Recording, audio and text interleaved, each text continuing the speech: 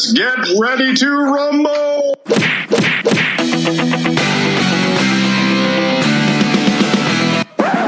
Welcome to Boxing Unwrapped. It's Boxing Unwrapped, the podcast that aligns very well with Andy Ruiz to show you that the impossible is possible. I'm Ryan. I'm Andrew. Topical and cryptic, Ryan. Very topical answer. Welcome to What the F is the Boxing News, the rundown of everything that happened last week, things to know about this week, and all the boxing information that you would ever want. And what an episode we have in store for you. Andy, do you want to tell the people what we've got for them today? Well, I mean, it's the news is big in boxing this week, isn't it? So, of course, we're going to cover what the F are the results from last weekend.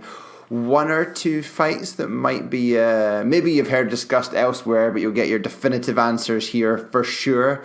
What the F are the fights this weekend, or probably more pertinently, what the F is the fight this weekend, because it's pretty thin on the ground. What the F went wrong in our podcast last week, and there's a fair few points to follow up on there. A little bit of random news with some continental flavour, and we will talk, and there's plenty to choose from, about what grinds our gears this week before rounding off, as always, with a little bit of Listener Corner. Well, shall we dive right in to what the F are the results from last week? And I think there's only one place to start with this. Yeah. So are you thinking Joshua Buatsi? He was good, huh? He looked good. Right. Buatsi looked good. He did look good. Should we do it? Buatsi looked good, man. Should we do it the other way around? Should we talk about everyone else and then? Yeah. Right. Okay. Fine then. Yeah, let's talk about Buatsi. Because do you know what? Like, let's be honest, man. It was a fucking bad night for the Brits in New York. But Buatsi fucking did the job good, man. Buatsi beating the veteran Mexican Marco Perban 4-turn stoppage and looking good doing it. Now, I know you're not a massive fan, but this was kind of like, I don't know if it showed us an awful lot more than we already knew, but Buatsi's good, and obviously he just happens to be participating in a very stacked division. So we'll see how he gets on. Yeah, I mean, on that performance, you would be like, you would think he's coming on. Mm-hmm. But again, like it's at what stage do they start stepping him up to something where there might be someone who doesn't make him look as good. Yeah, agree. That's what he needs. He needs. I know he's still relatively early doors in terms of the number of professional fights, but he's again one of these highly decorated amateurs, isn't he? So he'll get kind of accelerated through. But we'll see. We'll see how he gets on. Yeah.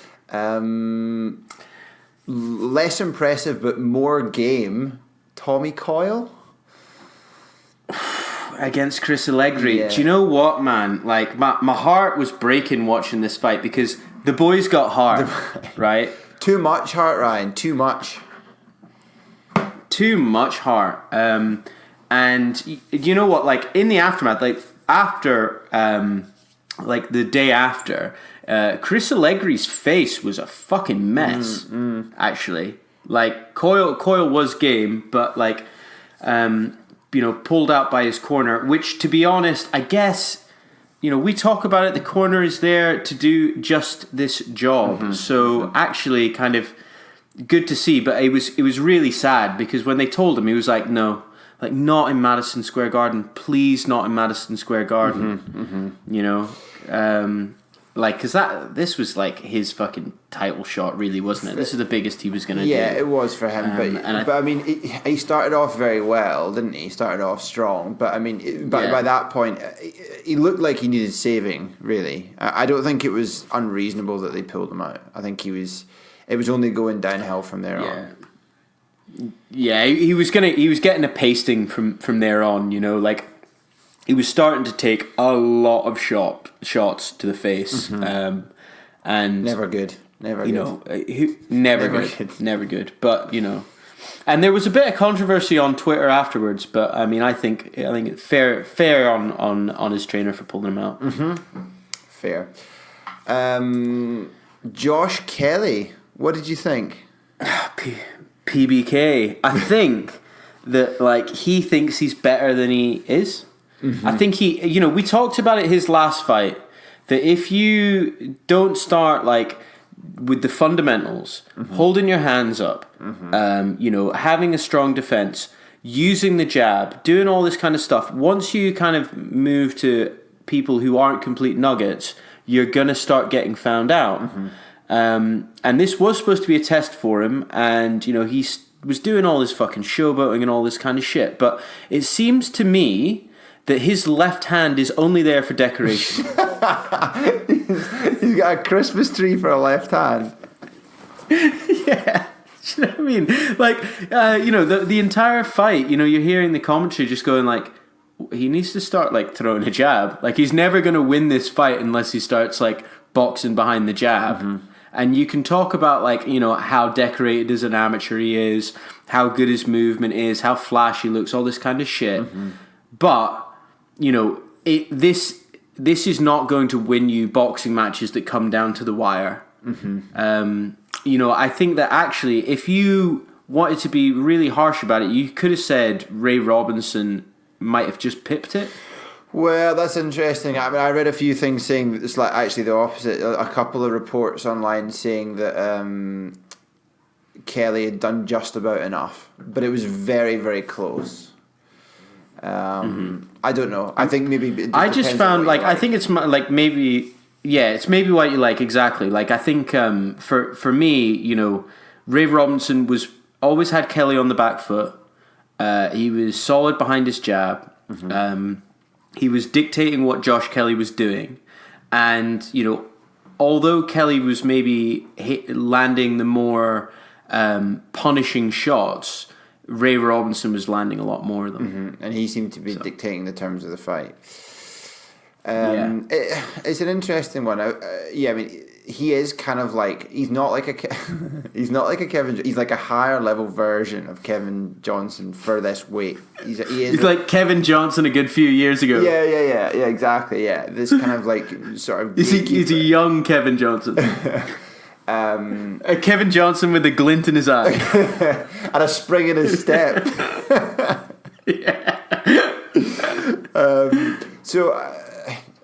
It's not disastrous that it was a draw, but you think, well, is he going to be like? I read one of the websites was reading about it, and it was saying like he's fighting. Kelly's fighting in a kind of like Roy Jones Jr. style or like a Nazim Hamed style, and like it's more common for you to look great doing that and then get found out as you're going up to the levels than be arguably Nazim but definitely Roy Jones Jr. and end up being like an ultra elite level fighter with this kind of like hyper athletic style, and I mean he's kind of. Is he really Neo from the Matrix, or is he just a guy that unnecessarily gets punched a bit? Do you know what I mean? It's like... Yeah, exactly. Yeah, totally. And the thing is, like, the last time he fought, we had this exact conversation. Well, exactly. Yeah. Yeah. Don't blame us, the listeners. It's not our fault. He did the exact same thing. Exactly. He did and the thing is, right? Like, if you are strategic in any way and you're like an opposing boxer's trainer, you're going to watch like any fight that Josh Kelly's been in and be like, look, he doesn't hold his hands up. Look, he doesn't use a jab. These are the strategies we're going to use to win this fight. Yeah. It doesn't take like a strategic genius to go, maybe we should watch some of his fights. Look, he's got these glaring weaknesses that we can fucking use to our advantage. He has to be gaining more from doing it than he's losing. That's the thing. And I'm not sure that if you kind of address some of the fundamentals that he would lose that much. He can still have like cat-like reflexes. He can still throw punches from unusual angles. It doesn't mean you don't have to permanently like be there to be hit. So exactly, yeah. Yeah. Anyway, someone who didn't take much punishment in the 3 rounds of their fight, your boy, or your giant man beast, Callum Smith, against Hassan Ndam. Damn, he looked Damn, that boy got beat. Damn. Apparently, I listened to the commentary and it said that I can't remember who it was against. I need to look up for next week. But in one of his fights, and Dam got knocked down 6 times in a previous fight. Yeah, like against someone else 4 times. I think they picked him because he is quite durable. He just pops back up, does he? He's just honestly, man. I'm fine. He's just like knocked down. Like he wouldn't have quit. Like if the ref hadn't stopped the fight, he would have just kept going until he was dead. I think, to be honest, like he wasn't looking for quitting. Do you know what I mean? Like he was just like, oop, boop, boop. The last knockdown was savage. Yeah, totally. You know, but I mean. My God, Callum Smith looked composed at all times. He did, yeah. You know, he looks better with every. Well, I don't know if that's an exaggeration, but he looked superb. He looked brilliant, and his timing. See, because two of the knockdowns were counter punches, and he looked like he's carrying. Yeah. He looks like he's not forcing. He's not trying to like overcommit with his punches. There's just like this kind of a natural kind of like technique generated power rather than just trying to like oomph it in. Does that make sense? That's what I got from. Yeah, I was gonna say the exact same thing. Actually, it was the thing that struck me was the effortlessness that his knockdowns were. So you know, like you see a lot of boxers and they're kind of like you can tell they're throwing a punch. Whereas like his movement is so fluid with the punches that it doesn't even look like he's hitting someone that hard. Yeah, and then it's just bang, like the guy's just fucking out. It's incredible. He's looking, and some of it will probably be because he is just so fucking big that like there's like forces. But like how he makes that weight, I'd love to know what his weight is on fight night. Yeah, but it seems, or like what he walks around at, you know, like when he's not in camp. I think he walks around big. Yeah, I mean, he's incredible. Like I reckon his fucking his dick probably weighs in at middleweight. Like he looks, but I mean, I don't know. I'd be curious to see if he was like tested late weather, because you know they say if you have to drain too much, then in the latter stages of a contest, that's when like you can have stamina issues and stuff. So, certainly.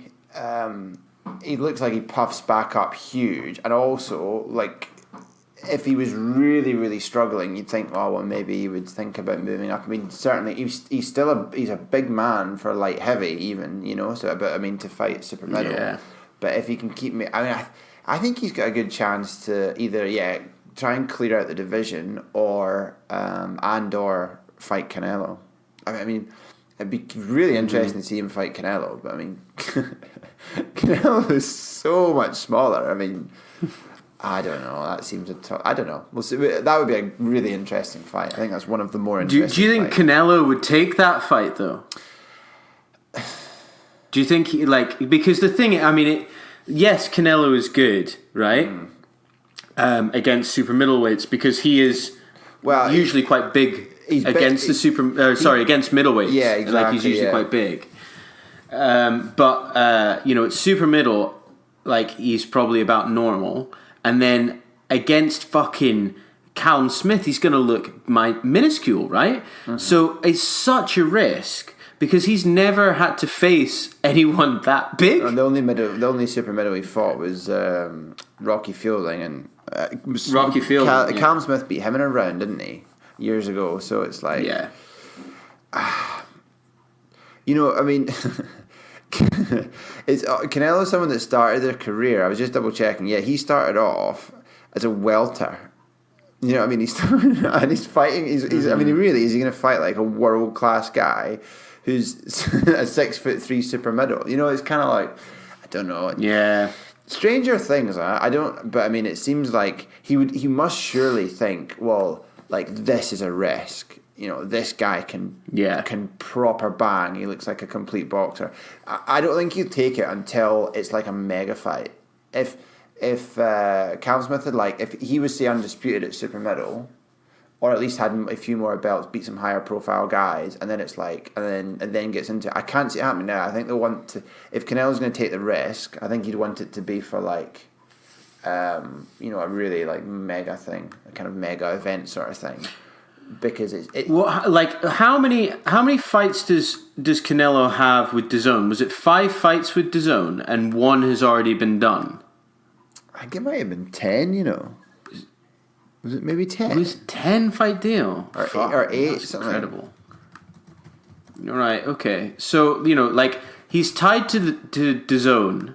Callum Smith is obviously like 11 fight deal. Right. Matchroom, 11 fight deal. So it can easily happen in the future. This isn't a thing that's going to run out because they're effectively on the same TV platform. Yeah. I think it's just I would imagine Callum Smith would want that at fucking Anfield for certain. Yeah, but if his profile, I mean that's I guess part of the exercise of that fight was to start giving him an American profile. So Canelo's fought at like where was it? Was it? I'm getting confused. Was it Smith's brother that he fought when it was in the stadium? Yeah, That was the. You're right. Yeah, was that it the was Smith's stadium brother. fight? Yeah. That was in front of like Houston. 50, 60,000, Arlington, Texas. Yeah, the AT&T Stadium. So yeah. So but I mean, he can fill stadiums stateside. Do you know what I mean? So and if Smith's profile's a bit bigger, then I think they'd possibly end up doing something like that. I don't know. But interesting fight. I think Smith seems to me like both boxing wise and literally head and shoulders above the other super middles. I'd be curious to see if there's anything. It's incredible. He needs to. You need to like try and collect the belts, I guess. Shall we move on? We gave that quite a lot of airtime. Yeah, it was good though. Well, yeah, he is a good fighter, so it's worth speaking about Callum Smith. Now then, he hasn't been in action for a year, so. This one. Katie Taylor, Delphine Persoon. Whoa. I mean, did you see at one point after the end of the fight, Katie Taylor actually put a mask on because she'd robbed Persoon so fucking badly? Oh man! Oh me! Do you think it was clear, like as in like it was that clear that it was a robbery, as opposed to being contentious? Do you think it was outright? Like I think the way that I think it went down, actually, to be honest, is I think Katie Taylor took quite most of the early rounds, and Persoon just like really dictated the fight for the last one. I think actually the fairest answer would actually be it was a draw. I think you could go one round either way, and I think you could easily call it a draw. Like I had it as a draw. So I was like, I don't know about this. When I watched it, I was like, this looks like a draw. But then, like, when they said it was Katie Taylor, I was like, no fucking chance. I was like, do you know what? This like, doesn't sit right with me, I think. And did you see Persoon's tears, man? Yeah, and she thought she'd done it. She thought she'd done it. I mean, she wasn't the nicest. She's not the nicest looking boxer, like, in terms of, not, like, physically attractiveness, but, like, in terms of stylistically. It's like fighting, just arms and legs. She's ragged. She is ragged. No finesse. Yeah, for sure. Yeah. But right, so it's worth talking about this at this point. This is a correction, so I was going to include it in what the F went wrong last week, right? But because we were talking about the levels of professionalism for the different female boxers, as in terms of, are they professional? Are they, like semi-professional, if you like, in terms of are they dedicated to it, or do they have other things? So I thought Persoon was professional. She's not. She's not fully a professional boxer. She's a policewoman as well. Yeah. Right. So, which is even more remarkable that she could be the one with what seemed like the fitness advantage in the latter stages. Yeah, absolutely. I mean, she was like, Katie Taylor was fucking bust at the end. Oh, she'd blown her load, like. It's in many ways, when people are facing someone like Katie Taylor, it's basically like an amateur, semi-professional, going up against like a fully professional. Like she's got like backroom, tons of fucking cash, people like guiding all her career and stuff. Whereas like, Pursoon's like a Belgian police officer. Like the other ladies she's fought are like, people who are like human rights lawyers and shit. They just do it at the weekends. But this is the thing, though. But do you not think then that, like, if given that fact, that there's probably something of an issue, given that she'll also have the best training, there's probably something of an issue then in terms of natural, like, kind of cardio fitness for Taylor, because given all the advantages she's got. I think actually part of it is that I think that they underestimated Pursoon's desire to win that fight, because like she was so aggressive. So I think that there's actually probably like strategy issues, because what you would have done is you would have said like, okay, actually, she's gonna fucking come for you. So what you need to do is like stand off a little bit more. Like you heard her corner saying like, you know exactly what she's going to do, so you need to fucking box. Like, actually move out the way. Like, what you're doing is you're getting caught inside. You're throwing punches and you're not moving after you throw those punches. So she's just coming for you and she's scoring points right back. Like, it was very simple that she just wasn't following the directions of her corner. And maybe that's because they just haven't drilled it in. I mean, like, do you remember when Charlie Edwards won his belt? The boy he was fighting against like was chasing Charlie Edwards down the whole time, and Edwards was like, firing off with the jab, moving and like really frustrating and dictating the fight against like a very aggressive fighter. And Katie Taylor just didn't do that. No, but I think they have called for like an immediate rematch. Yeah, so, everyone's saying but. Yeah. It was, I agree with your point, like in terms of how she chose to fight the fight, and there was, it didn't seem like the most kind of clever approach, but it's kind of normal as the fights go on, like your feet start to like kind of drag a bit more, your movement gets a bit more laboured, so you do end up in this more kind of like sort of scrappy. It's hard to move out the way and be poised and balanced the whole way through, and by the end it was just like they were just kind of like slugging away, but Pursoon landed the more kind of hurtful shots. I don't know, I'll be curious, but like I say, I'm struggling to understand how she can possibly, with all this resources that she's got and being full-time, I'm struggling to understand how she can be the one that's flagging more towards the end, unless there's like a big like natural advantage to Pursoon. Maybe Pursoon's got like, a freakishly good engine or cardio system. Do you know what I mean? Because I can't understand otherwise, given the disadvantage she's got. She's got a lot more professional experience though, doesn't she? She does. Tons more. Yeah. She's got like 40 fights. So. She does, yeah.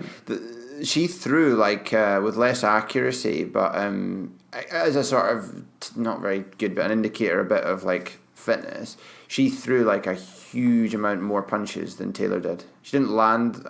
She landed at a lower percentage, but her output was like. Can't remember, like a 100 or 200 punches higher. So, do you know, my point is that she had the engine to do that.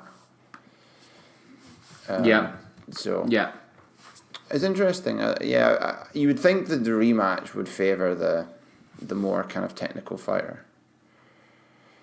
Yeah, because they can make the adjustments, and she knows she's had her get out of jail a bit.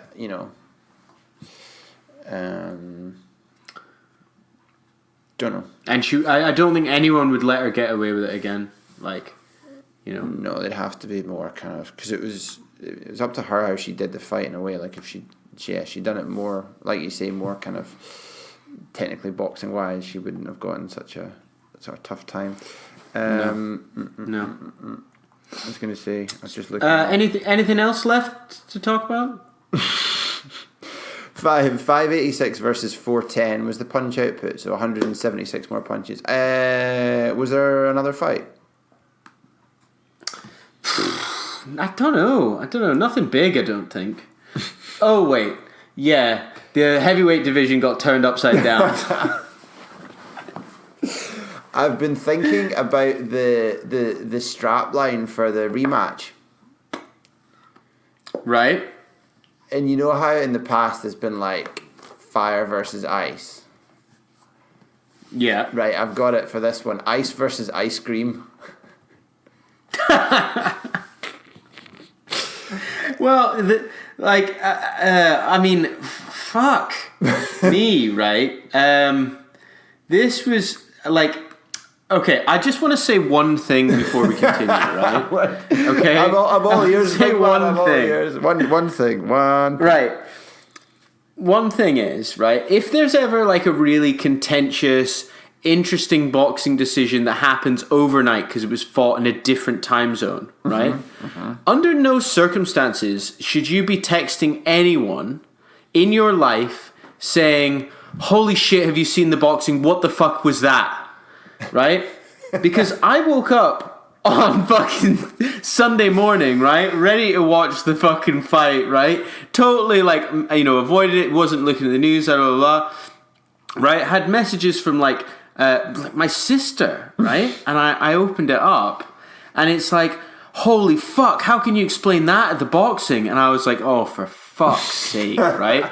So I had this inkling that something really bad had happened, like, and then I had like my girlfriend saying like, oh, it's all over my fucking feed as well. I can't believe this shit. And I'm like, right, are you winding me up? Or are you fucking being serious? So like I had her like get the fight sorted. And then I watched it and I was like, oh, for fuck's sake. Because I saw AJ when he was coming out and I was like, oh, for fuck's sake, he's lost a fucking fight, hasn't he? And then like it just, yeah. So don't do that, right? Just the question to ask is always, have you seen the boxing yet? Right? That's what we do, Ryan, with each other. That's what we do. We say it, we say it neutral. We say it giving away nothing. We say, have you watched the boxing yet? And then yes or no. And then you go, okay, I'll speak to you later. Or let's talk about it. That's what you do. Exactly. That's exactly. You don't fucking give it all away. That's the protocol, right? So from now on, please do that, right? Don't fucking like send messages with huge reactions before someone you've ascertained whether or not they've seen the result or not yet. You could have kept that for your grinds my gears, Ryan. That would have been a great grinds my gears. It is a good grind my gears. Like, oh, there's shit that grinds my gears this week. So I just wanted to put that out there, right, so that people listen to it. Right, brilliant. So, is there anything?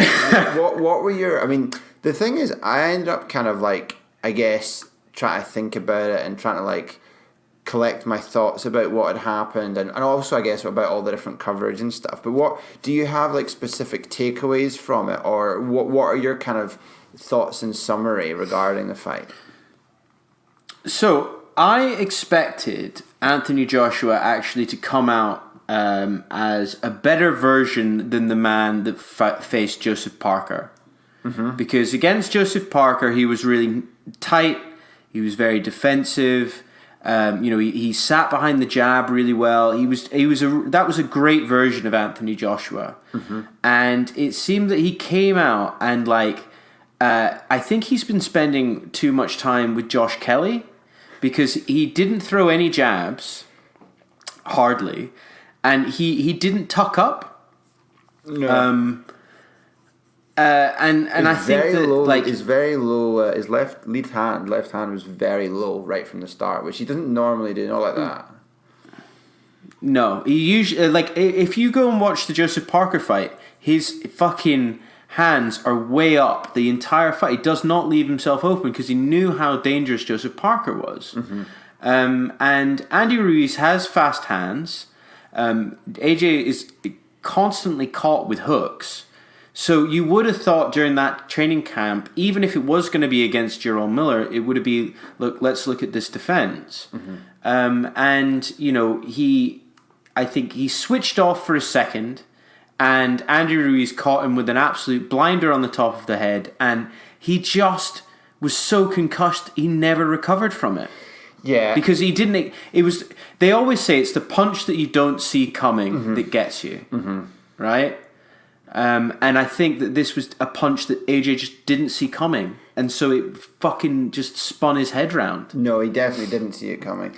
There's an interesting point about that. So one of the things is that if you look at it, I watched it back in like slow motion to see, but one of the things that you can see is that his head is because he's throwing a punch that swings and misses, and you can see that his head is moving back towards the punch. So it's like, and if you're not kind of like a glancing and kind of moving with the punch, he's not even standing still. He's moving his head into the punch, and I think like this is a stupid analogy, but like in what was it like in Transformers, they've got like a particular point on them that's like a weak spot in their armor.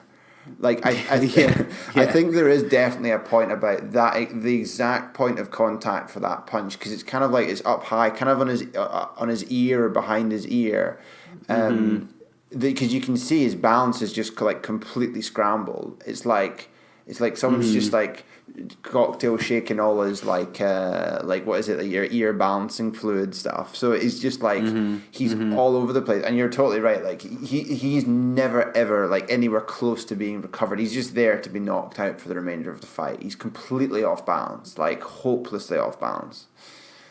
And if when I was watching through it, like you watching, seeing the sixth round, like Ruiz could have stopped. He could have stopped him in any of the rounds. He could have stopped him in the sixth round, where he couldn't he couldn't just work out, and that was to do with also, I thought, how the knockdowns were like that as well. Like he just every of the knockdown, it's just under a flurry of punches. He doesn't know how to balance himself, and he just kind of collapses.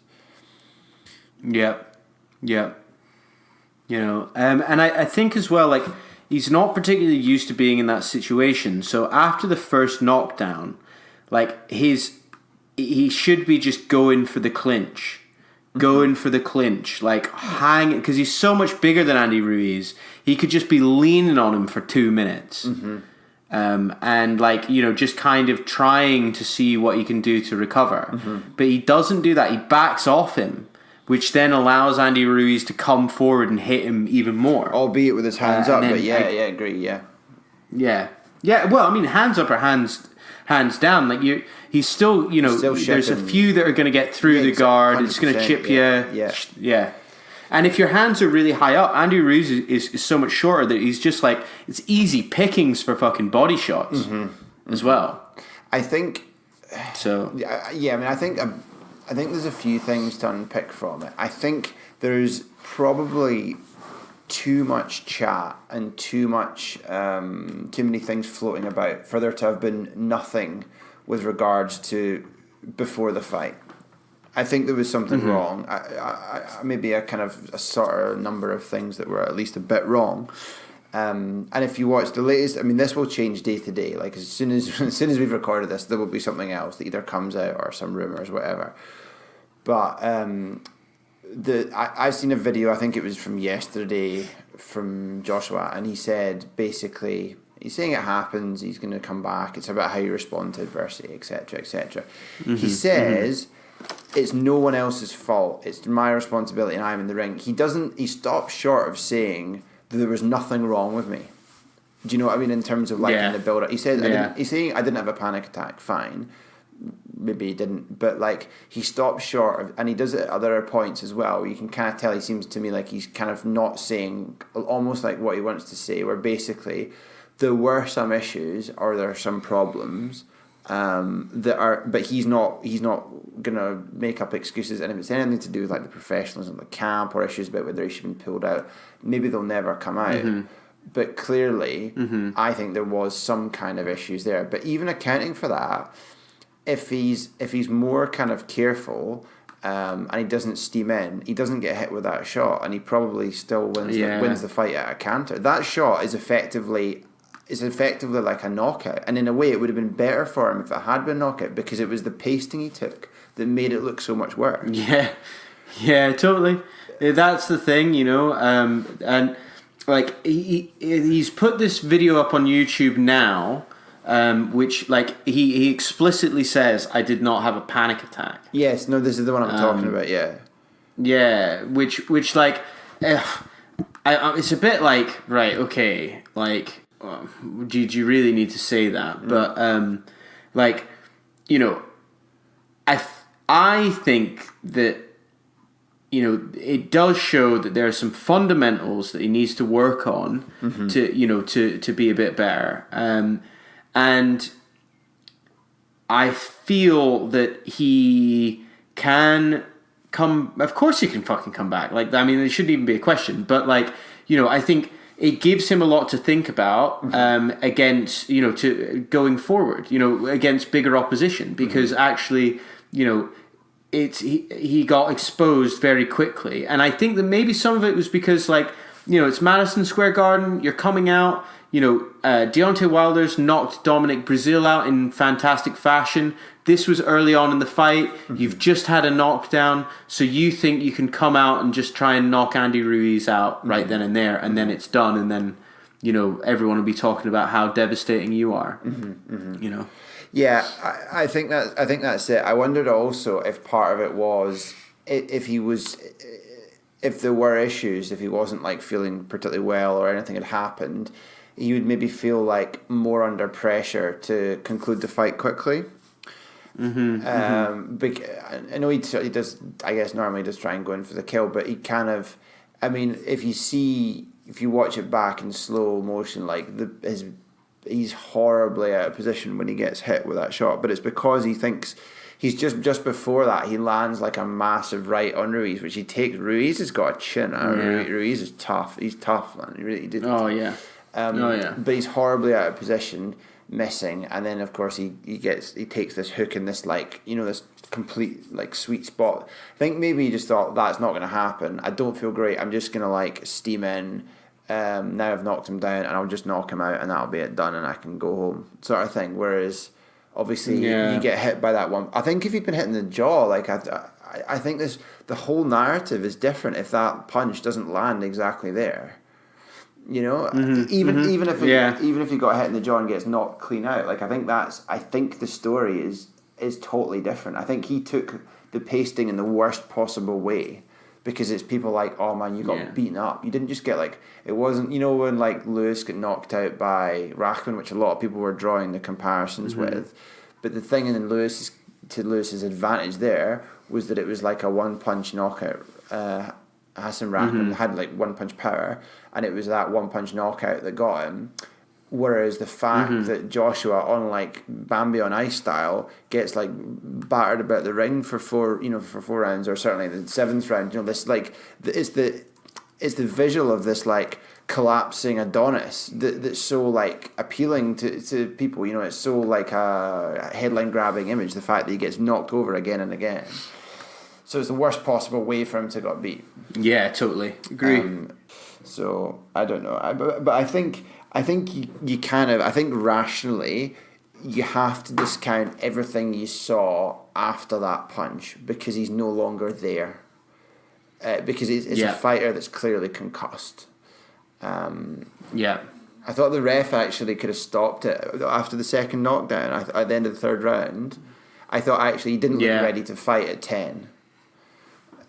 He was wobbling, so I think the ref could have gone actually no. And then even then, I think the story's different.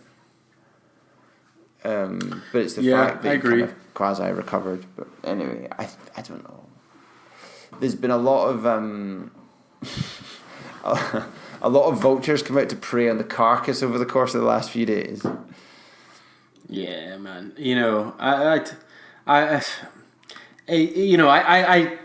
I can understand why. I can't understand why. Actually, I mean, to be honest, I think it's really poor show. I think like Deontay Wilder, his tweet afterwards was really poor show, and and surprisingly, like Tyson Fury was really nice. Actually, yeah, I thought he was really nice. He was. He's since kind of like backtracked it a little bit. He started like kind of mocking him a bit more recently, But yeah, he's walked back his praise a bit. But yeah, and you don't know how much of it's like being PC or trying to be like winning the PR battle and stuff. But yeah, at least he didn't come out and stick the boot in like Wilder did. Wilder just looks like it doesn't even make sense what he said, but it makes him look petty when he's like, oh, now you can see who was running away from who. Why? How does that have any bearing on it? Because like, it's like, what are you saying, that he knew he was rubbish all along and he didn't want to fight you? It doesn't. It's not constructed an argument really for him to say that, but it's it's Wilder. What do you want? So the rematch is going to go ahead apparently. Anyway. Yeah. So I reckon it'll be Cardiff. Think so, likely. But, well, I mean, there's things you don't know about it. I would have thought so, yeah. Yeah, Cardiff, if it's in the UK, it has to be, doesn't it? Because of the... totally. Be... Like, hey, do you know what? My girlfriend says she wants to go. Oh, no way. Yeah, she says she wants to go. She says, like, she wants to see AJ fight. Maybe I think Ellie would like to see him fight as well. Let's do it, man. We could do it. You know, because remember we found all the nice bars. Actually, we don't stay in Barry this time. Nothing wrong with Barry to any of our Welsh listeners, but like, it's quite a trip. Where like, do you remember the Uber? I woke up the next day. It was £46. No. Do you remember? Do you not remember? He took that really fucking. I got it refunded. Yeah, do you not remember? Yeah. I got a rebate for it. Yeah, because he took that really weird fucking like. He took us via Jimmy. It's just ridiculous. Like, oh man, it was. Yeah, I do remember that now vaguely. Jeez, and so yeah. That'd be good. There you go. Yeah, I think so. All right. Fight this well, then let's move on then, right, to what the F are the fights this weekend. There's one fight, Ryan. Well, there's not one fight. Obviously, there's more than one fight, but there's only one fight that anyone's going to be the least bit interested in. Gennady Golovkin versus Steve Rolls. Canada's 5th best middleweight boxer. Jeez, man. I mean, the guy is 35, right? And he's got a 19-0 record. And I think he maybe just was one of these fighters that's gone, I'm going to preserve my O until because I'm not going to get to be a world champion, but I'm going to try and preserve my O to make me seem like a legitimate contender for one of the top guys for a tune-up fight, so I get a big payday at some point before I retire. I think this is exactly what's going to happen. And I don't expect to see a repeat of Ruiz Joshua. No, I mean, who knows? Who knows anymore? It could happen. Who knows anymore? It could happen, but I don't think anybody's expecting it at all. I'm surprised that Triple G, this is the fight that he's taken on, after his last fight. It's just a reboot. I don't understand it. It's just a reboot while he's see if he can get Canelo next again. I don't know. I think he should have fought I don't know who. Kell Brook again. David Lemieux? Bring on David Lemieux again. Beat him already, yeah. Repeat a revenge, David Lemieux. He's gone up to super middle. He keeps collapsing and trying to make middleweight, so he can't do it anymore. Yeah.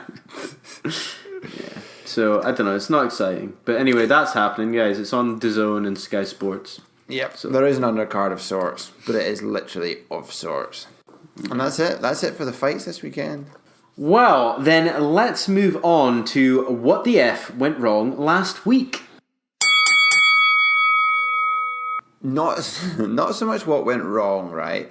But we spoke about Teofimo Lopez and Devan Haney and Ryan Garcia because they all fight at lightweight, and we were speaking about how old are they, how experienced are they? Because we were kind of like, obviously they're touted prospects, but then we didn't know conclusively where they were in terms of obviously Lopez and Haney are further ahead in terms of challenging at world level, but where they actually rank. So just to be conclusive about it, Teofimo Lopez is 21 and 13 fights in. Garcia is 20 and 18 fights in. Devan Haney is 20 and 22 fights in, and has 138 amateur fights to his name as well.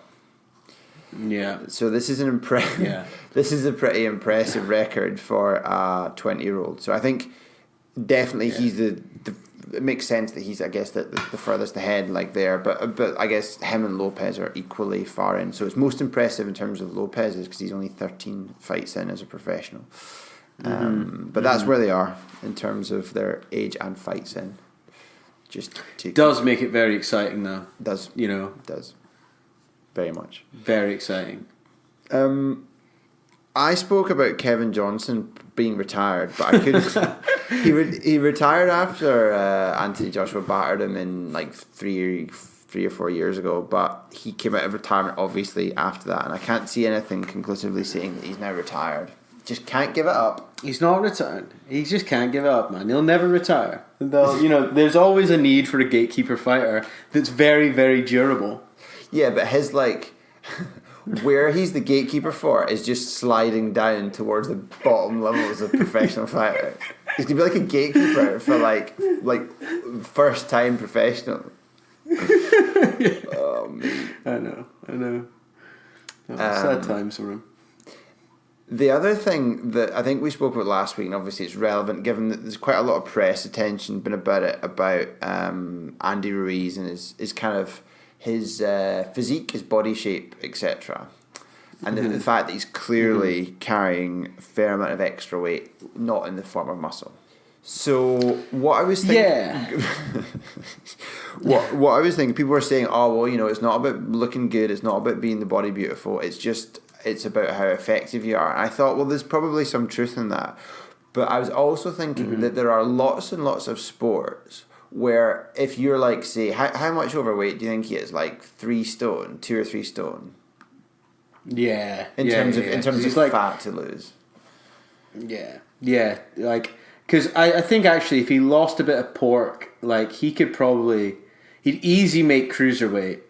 Because he's 6'2". So say he should be 200 pounds. He's say over 3 stone overweight. But my point was that I was thinking about there are lots and lots of sports where if you were 3 stone overweight, your participation at a world class level is impossible. You'll never see a marathon runner 3 stone overweight. It's just impossible. You'll never see an elite level rock climber 3 stone overweight. You'll never see fucking 100-meter sprinter 3 stone overweight. So there are lots of sports it can't be anything other than a handicap, but it's not big enough in boxing to be prohibitive. I guess is my point. Yeah. There was quite an interesting BBC article that came out this week called "When Fat Helps Win Fights." Oh, really? And it's basically talking about it was quite interesting, and it was it was talking they made comparisons to Butterbean, but it's because mass is mass, and so if you're 20 kilograms heavier, even if the weight's coming from fat, the opponent is going to feel you punch. Yeah. And obviously Ruiz does have some muscle. It's just he's not as lean as Anthony Joshua. So the weight and the muscle, it means he's still, you're still getting hit by an absolutely massive man. Because he's shifting, because the momentum goes through the punch. Yeah, because the momentum goes through the punch. Yeah. So it can be I guess beneficial if you want to fight at higher weights like him. Yeah, I see what you mean. Yeah, but I mean, it would be better if if he was the same weight, but more of it was composed of muscle. Yeah, absolutely. The only thing I could think of in terms of a comparison where there's sportsmen where there's a high cardio element to it where they're overweight would be front row rugby players was the one I could think of, who are clearly have extra poundage. Yeah, I think also maybe strongman, powerlifting. Yeah, they're not really cardio sports, though, are they? No, they're not cardio sports. No. Well, I guess strongest world's strongest man. Oh yeah, they have they have cardio elements kind of thing. Yeah, because they do stuff for a minute or whatever. Yeah, that's a good point actually. Yeah, that's another one. Yeah, but I mean, anyway, I thought it was they're few and far between where you get high level athletes that can perform with that kind of body shape. Not at all. You talked about last week about gout. I talked a surprising amount about gout, actually. So, again, slightly topical. Reasons for developing or symptoms flaring up in gout: lots of rich food, being overweight, having diabetic, being a diabetic, or water pills. If you take diuretics, then that can cause gout to flare up and be severe. So, which kind of fits with. I wonder if that's the related point to boxing. Obviously, to do with if they're taking some form of diuretics to do with making weight. Maybe that's it. That sounds about right, actually. Also, like, the rich food, and I suppose maybe some are overweight. Yeah. Ruiz. Yeah. The other thing that I thought was probably worth mentioning in somewhat of a defence, there's apparently, you know how we said about the contestants on Love Island are probably all entirely brainless? Yes. Well, apparently, one of them's job was doing explosive ordnance removal for like a charitable organisation, not this year, but in a previous year. So I thought she I think would probably deserve special exemption from that. What, like the Halo Trust kind of thing, where they like remove like bombs from war zones? I something along those lines, yeah. Fucking hell, Jesus Christ! I know. Fuck. She went on Love Island to explore things, to find more deeper meaning in her life. Fucking hell, man! Like, I tell you what, like, you've got to have I would stay clear of that bird if I was on Love Island, because she's got to have a screw loose. Like, she's a total hedonist. Do you know what I mean? Like, there's something like someone that says, "Yeah, no, I like to remove bombs." I'd be like, "Whoop! Yeah, I'm staying away from you. Fuck me, you crazy bitch." On the basis of having watched that film, Hurt Locker, then I totally agree with you, because that is like they're exactly. just proper getting off on it. Yeah. Yeah, totally. Oh, me. Any more errors or any more corrections from last week? I don't have any more.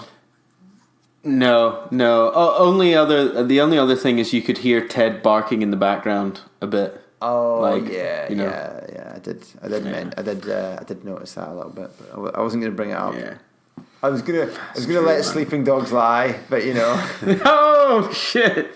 He wasn't sleeping. That's the problem. I fucking took him for a massive walk tonight. Like, so he's fucking KO'd, half dead. Where's Ted? Right. Dead. Right. Random news. Right. Random news. Let's do it. Random news. Amir Khan's fighting. I know. I saw this fucking shit. Right? I saw this shit. It must be for a fucking ton of cash.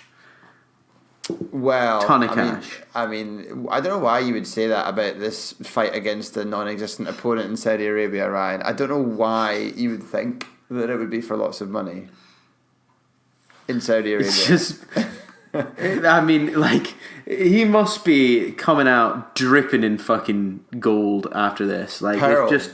He'll be dripping in pearls after this. Because and also, like, he'll maybe win. Oh, well, he should do, crumbs.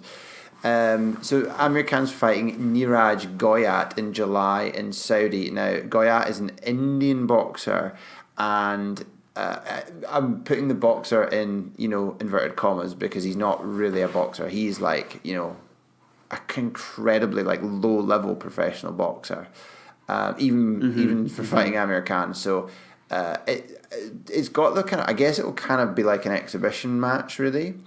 Anyway, it won't be, though, because the WBC have a specially commissioned Pearl title at stake. Well, I mean, honestly, and this will be because like they want some Saudi cash. Because the thing is, like, somebody, Amir Khan or whoever, is got to give like their representative, like a wad of cash to come over and stay and all this kind of shit, don't Yeah. they? So they'll probably go via like Bahrain and like fucking, drink a whole fuck ton. Yeah. This Amir Khan, I think, has now embarked on the equivalent of when the Premiership players go to the MLS. I think that's effectively for the twilight of his career. Amir Khan is going to do a world tour fighting Diddies. Oh, me. This is not boxing. Anyway, no, that's happening. Eddie Hearn he gets a mention in random news. What is this? Eddie Hearn has jumped on our podcast bandwagon. Has he? Yep. He's doing a podcast series where he's interviewing people called No Passion, No Point.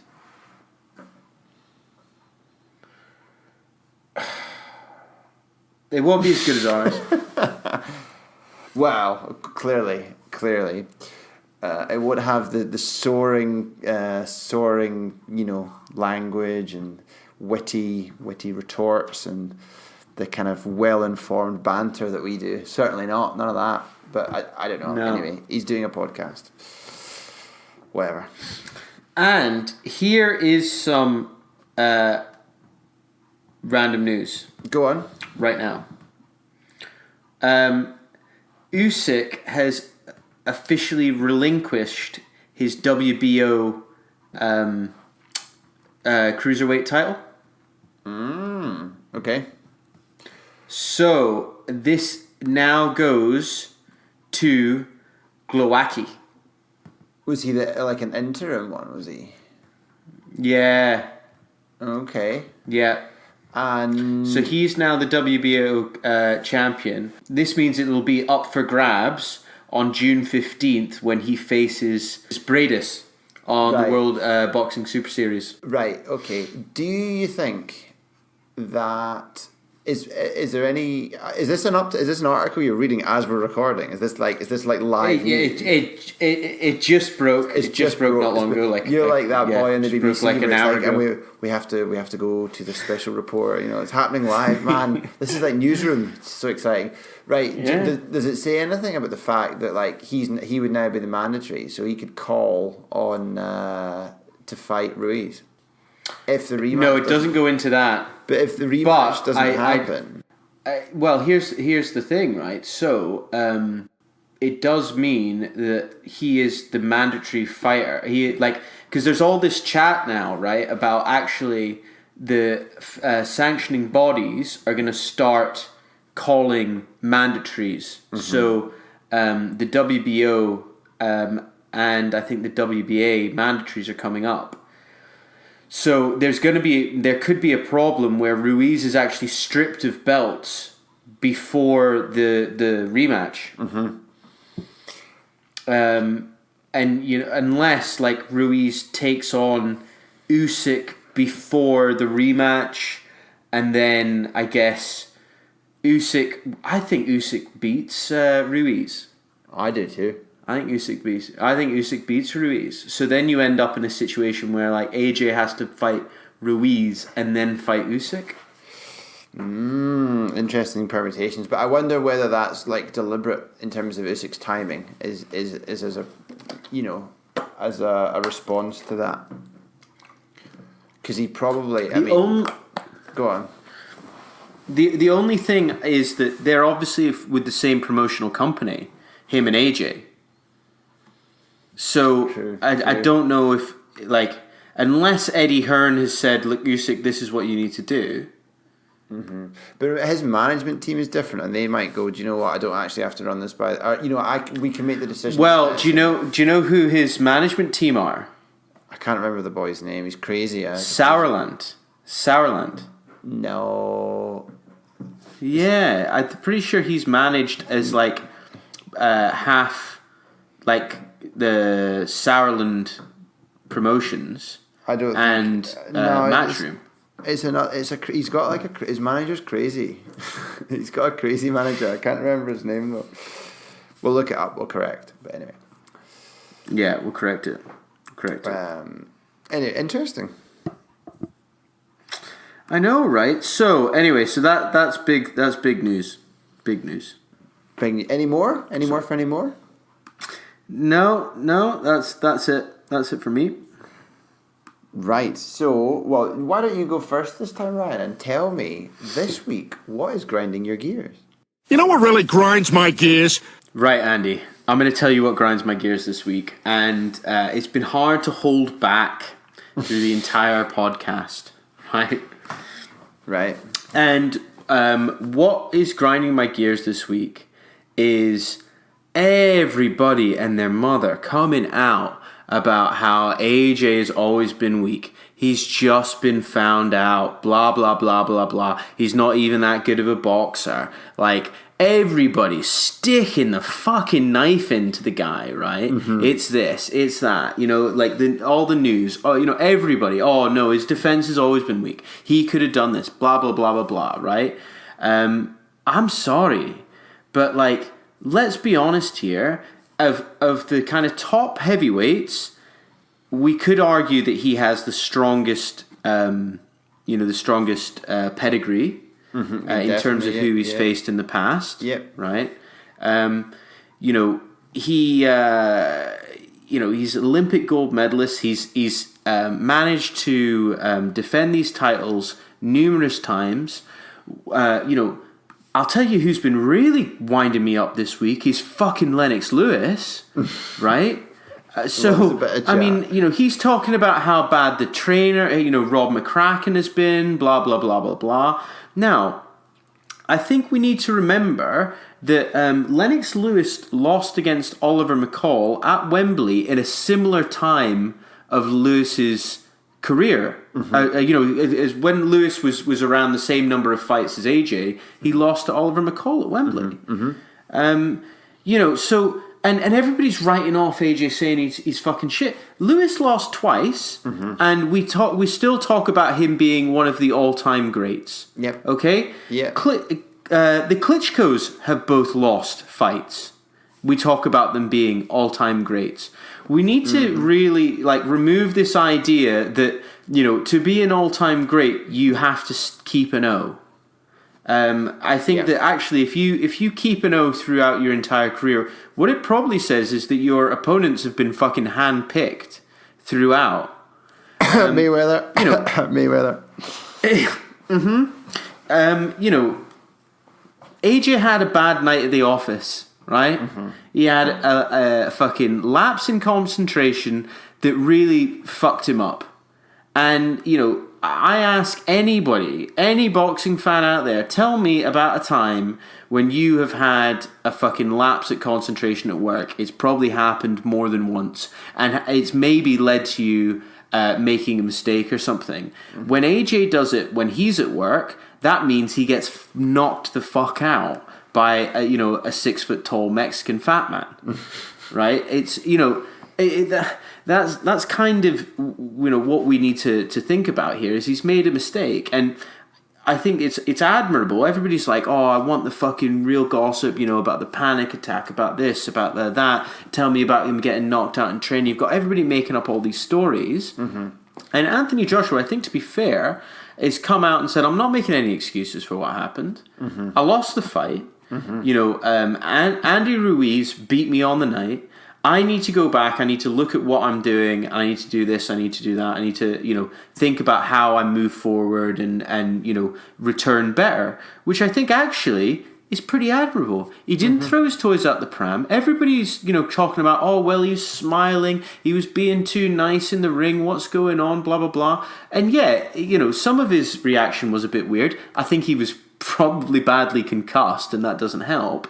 But at the same time, it's not like he's spitting the fucking dummy out and talking about, oh, he was robbed and all this kind of shit and, making excuses, which also would have looked really bad, and probably taken, the fun away from Andy Ruiz. Let Andy Ruiz have his fucking moment, and in November, I'm pretty sure you're going to see a much tighter, more aggressive AJ come into the ring, box smart like he did against Parker, and win the fight. Mm-hmm. Yeah, home or abroad. I agree. I think there's. Yeah, I mean, it's hard not to sort of speculate on it, but I think some of it's been like just like kind of wildly blown out of context in terms of like people were letting the narrative then like the outcome then sort of like dictate, you know, like they're rewriting his entire career, you know, as a result of one loss. And I think you're totally right. The thing about the comparisons with the other heavyweights, especially Lewis got beat not once but twice. The problem will be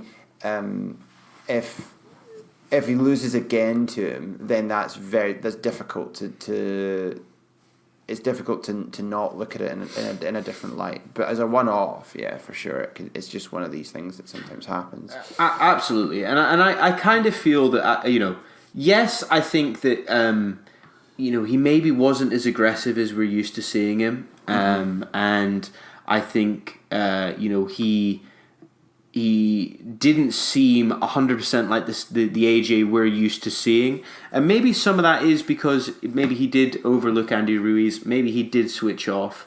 But I think we also have to remember that for most of his camp, he was training for Jarrell Miller, and then he had Andy Ruiz as a late replacement. Andy Ruiz had a camp, fought a guy with the same dimensions as Anthony Joshua, and then went into camp again. So he kind of had an extra long camp against, you know, a similar sized guy.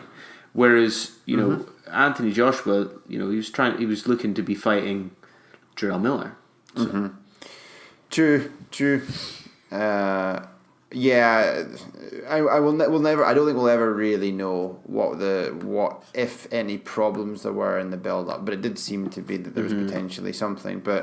But yeah, a lot of it you can just kind of go. I think, yeah, it's not like he's been a terrible fighter that's just been fluked and like found his and now has been found out. That doesn't make any sense. He's beaten the best available opponents. He's got like you say, he's got a better record than the other ones in terms of other like top 10 fighters that he's beaten.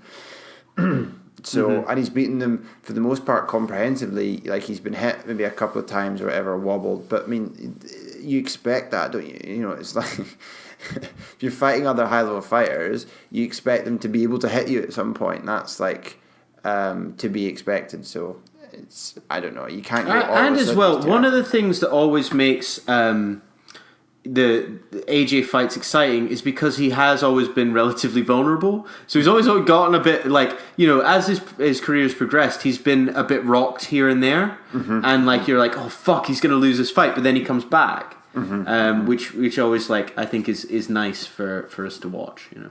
Yeah, I think the thing you were saying about like Wilder's been sticking the boot in and talking about, oh, you know, now he's been found out he's never a true champion. Like he has to remember that he lost his last fight, he just didn't get it on the scorecards, although clearly he lost. And the fight before that, he was on the brink of being beaten.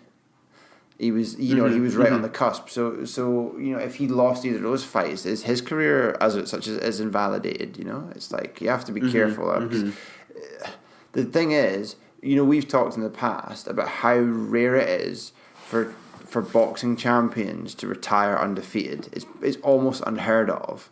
You know, there's like what was it?